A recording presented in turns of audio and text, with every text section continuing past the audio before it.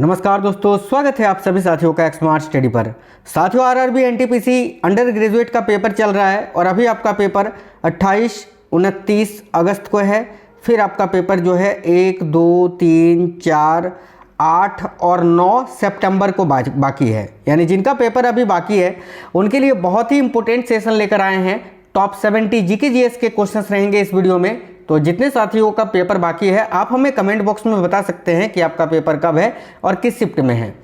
और आज की इस वीडियो में जो क्वेश्चंस हैं वो आपके एग्जाम के अकॉर्डिंग जिस टाइप से क्वेश्चंस आपको पूछे जा रहे हैं पेपर में वही टॉप 70 क्वेश्चंस करवाएंगे। इसके अलावा भी बहुत सारे इंपॉर्टेंट क्लासेस मैंने ऑलरेडी करवाया हुआ है, चैनल के अंदर आपको मिल जाएगी, जाकर देख लेना।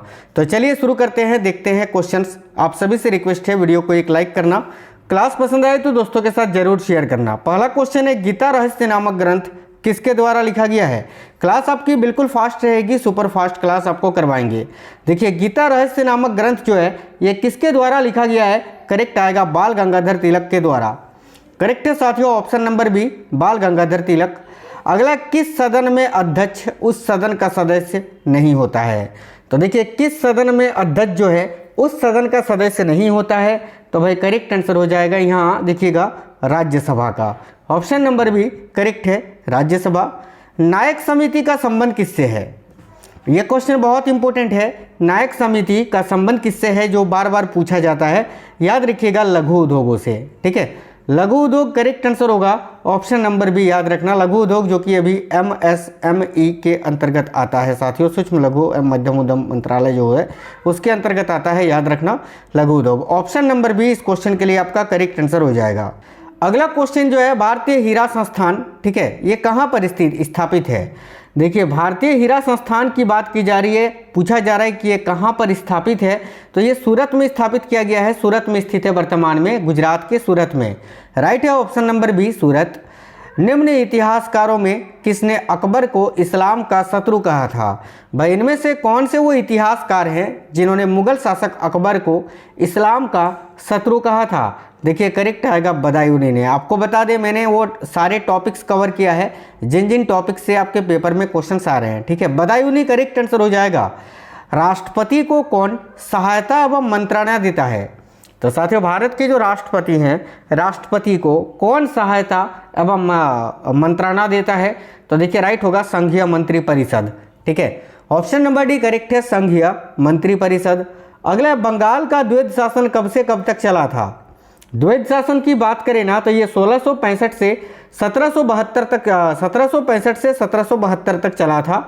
यानी करेक्ट आंसर हो जाएगा ऑप्शन नंबर सी, 1765 से 1772 तक। चित्रा उपन्यास किसके द्वारा लिखा गया है। बहुत इंपॉर्टेंट क्वेश्चन है। देखिए, चित्रा उपन्यास के लेखक हैं रविंद्रनाथ टैगोर। करेक्ट आएगा option number C, Rabindranath Tagore, जिन्होंने चित्रा नामक उपन्यास की रचना की थी। वल्लभ भाई पटेल को सरदार की उपाधि उनकी कुशल संगठन क्षमता के कारण किस आंदोलन के दौरान दी गई थी। तो वल्लभ भाई पटेल को सरदार वल्लभ भाई पटेल हम बोलते हैं ना, बताइए उनको सरदार की जो उपाधि है किस संगठन या किस आंदोलन के दौरान दी गई थी। तो करेक्ट आएगा बारदोली सत्याग्रह, जो कि 1928 में हुआ था। ठीक है, बारदोली सत्याग्रह के दौरान। 1922 ईस्वी में निम्नलिखित में से किसके द्वारा यह उद्गार व्यक्त किया गया कि भारतीय संविधान भारतीयों की इच्छा अनुसार होगा। तो 1922 में यह उद्गार किसके द्वारा किया गया था कि भारतीय संविधान जो है वो भारतीयों की इच्छा अनुसार होगा। देखिए, करेक्ट आएगा महात्मा गांधी के द्वारा यह उद्गार व्यक्त किया गया था। करेक्ट आएगा option number A, Mahatma Gandhi.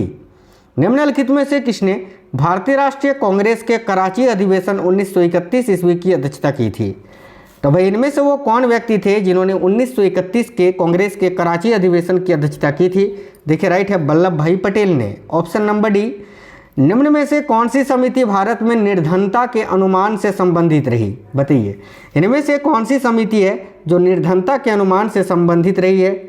तो भाई करेक्ट आएगा विजय केलकर समिति साथियों। ऑप्शन नंबर ए राइट है, विजय केलकर समिति। अगला है, किसी भी अभियुक्त की फांसी की सजा को बदलने या कम करने का अधिकार किसे दिया गया है। तो किसी भी अभियुक्त की फांसी की सजा को बदलने या कम करने का जो अधिकार है ये भारत के राष्ट्रपति को दिया गया है। क्षमादान की जो शक्ति है वो भारत के राष्ट्रपति के पास है ना। आगे देखिए, फ्री ट्रेड टुडे पुस्तक के लेखक कौन है। तो भाई फ्री ट्रेड टुडे, ये जो पुस्तक है इसके लेखक है Jagdish Bhagwati ji. Option number B correct answer हो जाएगा जगदीश भगवती। धर्मत का युद्ध जो कि अप्रैल 1658 में निम्न में से किनके बीच लड़ा गया था? तो धर्मत का जो युद्ध है ना साथियों, ये औरंगजेब और दारा सिकों के बीच में हुआ था। ठीक है, ऑप्शन नंबर सी करेक्ट होगा औरंगजेब और दारा सिकों, जिसमें औरंगजेब ने दारा सिकों का बिल्कुल बलि कर दिया था, है ना, मतलब कि इसको हरा दिया था, इनका सर जो है कलम कर दिया था गर्दन से बिल्कुल। और शाहजहां जो थे इन दोनों के पिता, उनको बंदी बना लिया था, है ना। तो याद रखना करेक्ट आंसर होगा ऑप्शन नंबर सी, औरंगजेब और दारा सिकों के बीच में दोनों ही शाहजहां के पुत्र थे। अगला है निम्नलिखित में से कौन सा अभिलेख है जो कलिंग नरेश खारवेल से संबंधित है? तो इनमें से कौन सा अभिलेख कलिंग नरेश खारवेल से संबंधित है? करेक्ट आएगा हाथी गुम्फा अभिलेख, ऑप्शन नंबर ए। निम्नलिखित में से मगध का कौन सा राजा है जो सिकंदर महान का समकालीन था? देखिए, निम्नलिखित में से मगध का कौन सा राजा सिकंदर महान का समकालीन था? तो घनानंद। घनानंद जो है ना भाई, ये सिकंदर महान के समकालीन थे, याद रखिएगा। हमारे धर्म रसोई घर में है, हमारे भगवान खाना पकाने के या खाना बनाने के बर्तनों में है, आज हिंदू धर्म मत छुओवाद बन गया है, यह किसने कहा था? तो देखिए, इस कथन को कहा था स्वामी विवेकानंद जी ने। ऑप्शन नंबर बी करेक्ट है स्वामी विवेकानंद। अगला है, किस विदेशी राजा ने गुर्जर प्रतिहार वंश को अल गुजर एवं इस वंश के शासकों को बोरा कहकर पुकारा था? तो करेक्ट आएगा असम सूदी ने। असम सूदी करेक्ट आएगा, ऑप्शन नंबर बी। अगला है, बौद्ध ग्रंथ पिटकों की रचना निम्नलिखित में से किस भाषा में की गई है? तो बौद्ध ग्रंथ जो है पिटक, इनकी रचना किस भाषा में की गई थी? तो करेक्ट है पाली भाषा में, ऑप्शन नंबर सी राइट होगा पाली भाषा। किस सिख गुरु की मृत्यु के लिए औरंगजेब जिम्मेदार हैं? भाई बताइए, इनमें से कौन से सिख गुरु का वध औरंगजेब ने करवाया था? तो सिखों के 6वें गुरु गुरु तेग बहादुर जी का, इस्लाम न स्वीकारने के कारण। ऑप्शन नंबर बी करेक्ट है गुरु तेग बहादुर। निम्नलिखित राजयुग्मों में से किसे राज्यसभा में समान प्रतिनिधित्व प्राप्त है? तो ये जो निम्नलिखित राजयुग्म है, इनमें से किसमें राज्यसभा में समान प्रतिनिधित्व प्राप्त है, यानी राज्यसभा के लिए समान सीटें आरक्षित है? तो मध्य प्रदेश और गुजरात दोनों में 11-11 सीटें हैं राज्यसभा की। तो ऑप्शन नंबर बी करेक्ट होगा मध्य प्रदेश तथा गुजरात में। किस संविधान संशोधन अधिनियम द्वारा राज्य लोक सेवा आयोग के अध्यक्ष एवं सदस्यों की सेवानिवृत्ति की आयु 60 वर्ष से बढ़ाकर 62 वर्ष कर दी गई? तो देखिए करेक्ट होगा 41वें संविधान संशोधन के तहत। वेरी वेरी इंपॉर्टेंट क्वेश्चन है साथियों, याद रखिएगा। अगला, भारत के राष्ट्रपति की मर्जी तक निम्नलिखित में से कौन अपने पद पर रह सकता है? देखिए, भारत के राष्ट्रपति की मर्जी तक जो राज्यों के राज्यपाल होते हैं ना, राज्यपाल अपने पद पर रह सकते हैं। ऑप्शन नंबर सी राइट है। निम्नलिखित में से कौन सा दर्रा सिक्किम राज्य में स्थित है? देखिए, इनमें से कौन सा दर्रा है जो साथियों सिक्किम राज्य में स्थित है? तो राइट होगा नाथुला एवं जेलेपला दर्रा। तो नाथुला एवं जेलेपला करेक्ट आंसर होगा, ऑप्शन नंबर बी। निम्नलिखित में से कौन जनजातीय मौसमी प्रवास से संबंधित है? देखिए, इनमें से कौन जनजातीय है जो मौसमी प्रवास से संबंधित जनजाति है? तो देखिए करेक्ट होगा भोटिया जनजाति साथियों। Option number B correct answer होगा भोटिया, जो कि सिक्किम में पाई जाती है। कपिलधारा जलप्रपात किस नदी पर स्थित है? काफ़ी बहुत ही इंपॉर्टेंट क्वेश्चन है ये। तो कपिलधारा जलप्रपात जो है यह नर्मदा नदी पर स्थित है। Option number C Narmada correct answer है। भारत में बीमारू राज्यों में सबसे घना आबाद किस राज्य का है? बीमारू राज्य मतलब कि जहाँ उन राज्यों को बोला जाता है जो कम डेवलप हो, थोड़ा जहाँ पर गरीबी ज़्यादा हो, उस प्रकार के राज्यों को, है ना। तो भारत में बीमारू राज्यों में सबसे घना आबाद है बिहार का। बिहार की बात करें तो जनसंख्या की दृष्टि से भारत का तीसरा सबसे बड़ा राज्य है। यूपी महाराष्ट्र के बाद जो है तीसरे नंबर पर आता है जनसंख्या के मामले में बिहार। भारत की अंतर्राष्ट्रीय विमान सेवा कौन सी है? तो भारत की जो अंतर्राष्ट्रीय विमान सेवा है वो है एयर इंडिया साथियों। एयर इंडिया करेक्ट आएगा, जो अभी टाटा अलायंस के अंतर्गत आता है। ऑप्शन नंबर सी करेक्ट है एयर इंडिया। निम्न में से कौन सा युग्म सही नहीं है, यानी इनमें से कौन सा जोड़ा गलत है? देखिए, मुदेर जिसको अभी मदुरई बोला जाता है, ये तो तमिलनाडु में है, ये सही है। झांसी मध्य प्रदेश में नहीं, उत्तर प्रदेश में है, यही गलत है, यही आपका आंसर होगा, क्योंकि झांसी यूपी में है ना कि एमपी में, यही करेक्ट है। बाकी हरिद्वार उत्तराखंड में है, अलवर राजस्थान में है। आगे देखिए, अगला क्वेश्चन है, देश की प्रमुख जीप निर्माता कंपनी जो है Mahindra and Mahindra company limited, ये किस स्थान पर स्थित है? तो राइट होगा साथियों पुणे में। ऑप्शन नंबर सी करेक्ट है, पुणे महाराष्ट्र। भूतापीय ऊर्जा पर आधारित मणिकरण बिजली संयंत्र किस राज्य में स्थित है? तो भूतापीय ऊर्जा पर आधारित है ये मणिकरण बिजली संयंत्र, जो कि कहाँ पर स्थित है, याद रखिएगा हिमाचल प्रदेश में। आगे देखिए, भारत के पश्चिमी तट का उत्तरी भाग किस नाम से जाना जाता है। तो भारत का जो पश्चिमी तट का उत्तरी भाग है उसको कांकना तट के नाम से जानते हैं। ऑप्शन नंबर ए राइट है, कांकना तट। भारत के सुंदर पूर्व में कौन सा देश भारत के साथ सर्वाधिक लंबी अंतर्राष्ट्रीय सीमा बनाता है। तो भारत के सुंदर पूर्व या सुंदर पूर्व में कौन सा देश है जो भारत के साथ सर्वाधिक लंबी अंतर्राष्ट्रीय सीमा बनाता है। इन चारों में से कौन सा देश है, तो याद रखिएगा Myanmar. Option number B correct है, म्यांमार।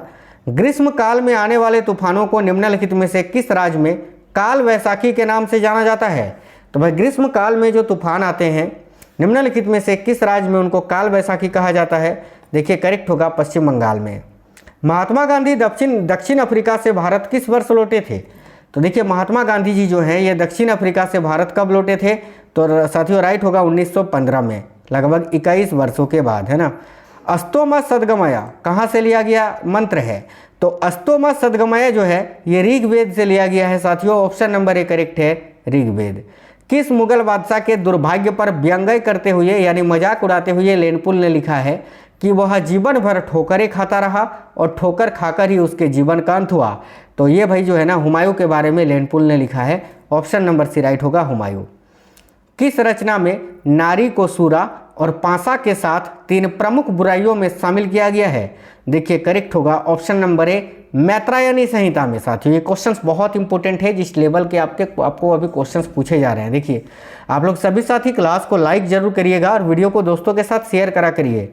नेक्स्ट है, एक अच्छे ईंधन के लिए, ठीक है, आवश्यक शर्त क्या है। साथियों आज के इस वीडियो में जो है ना 70 नहीं 75 क्वेश्चन हैं, ठीक है, 75 क्वेश्चन हैं आज की इस वीडियो में, टोटल 70 नहीं 75। तो देखिए एक अच्छे ईंधन के लिए आवश्यक शर्त है क्या है, ये आपको बताना है। तो भाई करेक्ट है साथियों, याद रखिएगा एक अच्छे ईंधन के लिए ये सभी शर्तें उपयुक्त है, जैसे कि उसका ऊष्मीयमान उच्च होना चाहिए, उसे आसानी से दहनशील होना चाहिए, उसका ज्वलन ताप उपयुक्त होना चाहिए। उपयुक्त सभी करेक्ट आंसर है। किसी द्रव का बाष्पीकरण होने से उसका तापमान क्या होता है। तो किसी द्रव का बाष्पीकरण होने से उसका तापमान जो है ना वह घट जाता है। ऑप्शन नंबर बी घटेगा। डायोड वह युक्ति है जो धारा को क्या करता है। देखिए डायोड जो होता है ना वो धारा को साथियों एक दिशा में प्रभावित होने के लिए प्रयोग करते हैं कि धारा एक दिशा में बहे, यानी एक दिशा में प्रभावित होने देती है डायोड।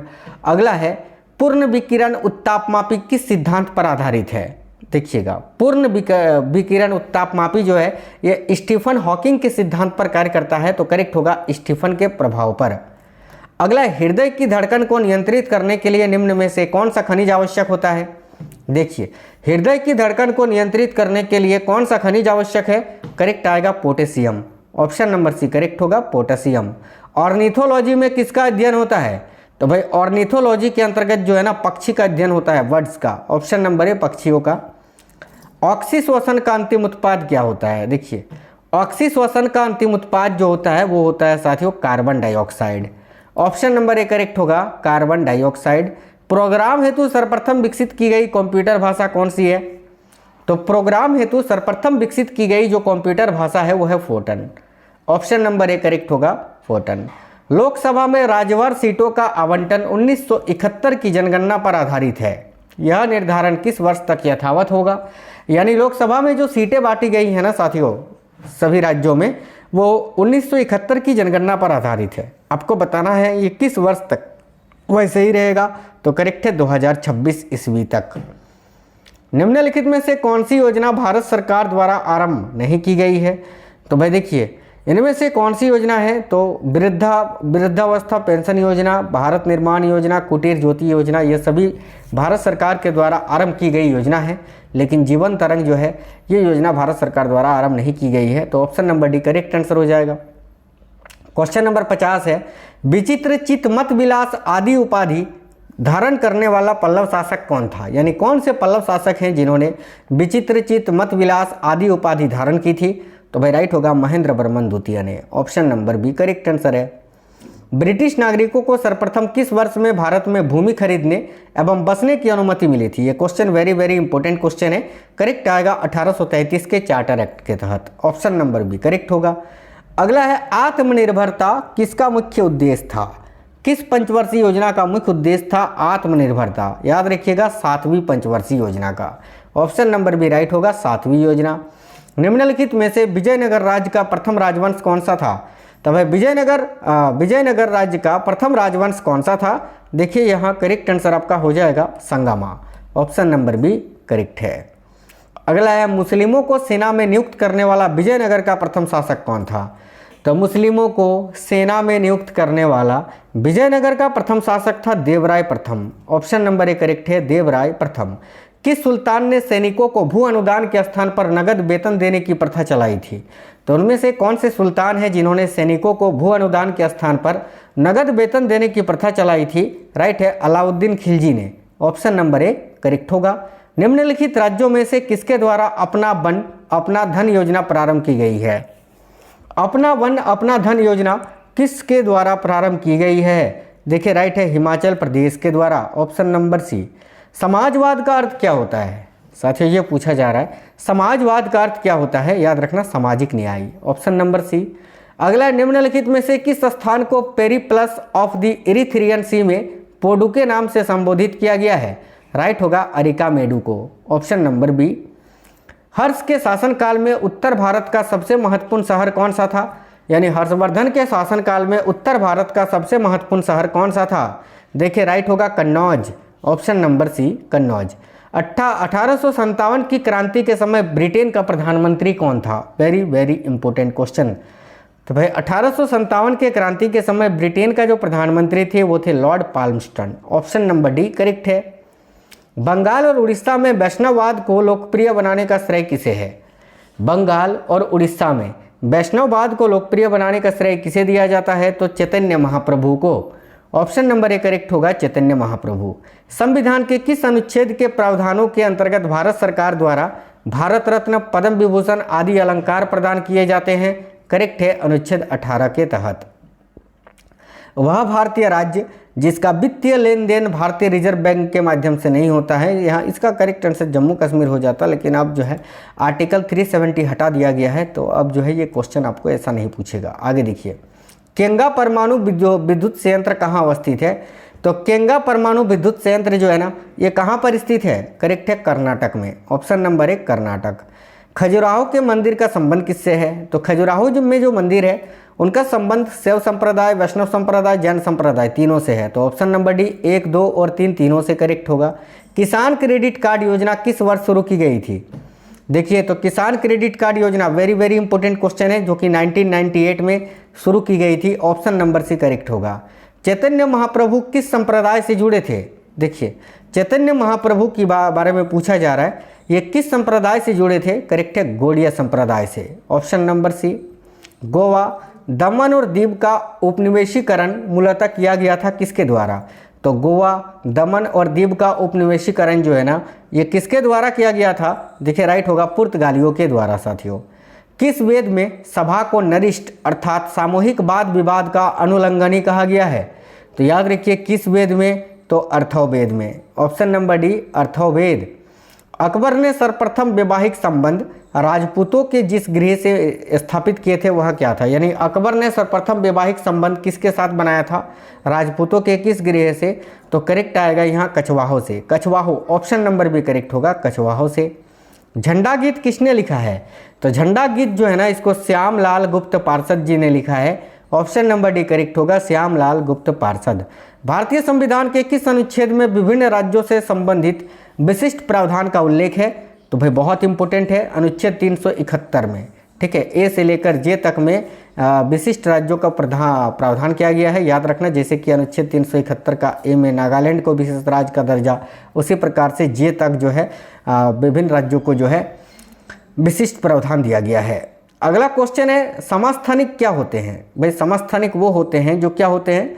देखिए, समस्थानिक यानी आइसोटोप्स वो होते हैं जिनका परमाणु भार भिन्न भिन्न होता है, लेकिन परमाणु क्रमांक जो है वो समान होता है। तो option number B correct answer है।